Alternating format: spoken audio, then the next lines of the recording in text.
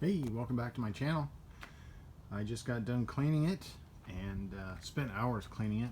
Used an SOS pad, lemon 409, and rubbing alcohol as my tools to scrub out the really rough spots. If you look in the video, it was scuffed up just about everywhere. Completely dirty, mistreated. So she's all cleaned up. I tried to take it apart last night, but I think there's a hidden screw right back here. So I'm gonna have to peel off that sticker carefully or just put a hole in it. And now I have an update for the power supply. It is being developed right now. It's being built. I sent the guy all the specs, so hopefully we'll have something to power this sometime soon.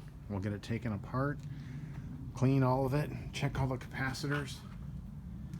I'm gonna have said person hopefully come over and help me take it apart carefully, give it a good cleaning and inspection before we even power it up.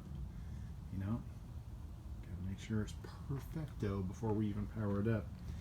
I do the same things for STs. I really won't even try to power them up. I'll just recap them and everything, you know, before I even do anything with them.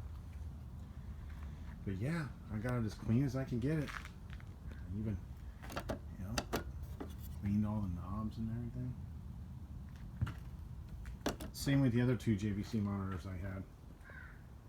So there's your update, and next video will be hopefully with a power supply, and after everything's checked out, the floppy drive is taken out and cleaned. Hopefully it works. That would be awesome.